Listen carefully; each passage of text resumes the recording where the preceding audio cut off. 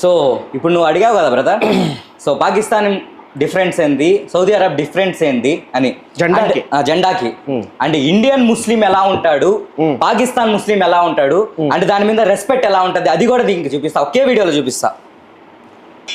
So ఒక person bike మీద వస్తున్నాడు, ఓకే, ఆ బైక్ మీద కింద పాకిస్తానీ జెండాలు ఉన్నాయి, సౌదీ జెండాలు ఉన్నాయి.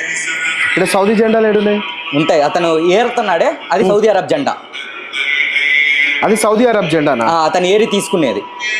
ఓకే, అతను వేరు ఏదైతే జెండా తీసుకుంటున్నాడో అది సౌదీ అరబ్ది. కింద పాకిస్తాన్ జెండాలు ఉన్నాయి, తీసుకోవచ్చు కదా. Is not taking, only Saudi Arab జెండా మాత్రమే తీస్తుంది. అది జెండా కాదు, కలిమా రాసి ఉంది అనుకుంటా దాని మీద. అదే ఫ్లాగ్, సౌదీ అరబ్ ఫ్లాగ్. ఒకసారి గూగుల్ చేయండి. నీ దాంట్లో గూగుల్ ఓపెన్ చేద్దాము. గూగుల్ ఉందా డైరెక్ట్? యా, ఏంటి జస్ట్ సౌదీ అరబ్ ఫ్లాగ్ అని కొట్టండి. సౌదీ అరబా? Saudi Arabia flag. అచ్చా, ఇదే ఫ్లాగా? యా. అచ్చా, దీని మీద ఏమని రాసింది ఉర్దూలో? లా ఇలాహ ఇల్లల్లాహ్ ముహమ్మద్ రసూలుల్లాహ్ సల్లల్లాహు అలైహి వసల్లం. ఓకే, ఇది డైరెక్ట్ గా నేషనల్ ఫ్లాగ్ ఏనా వాళ్ళది? యా.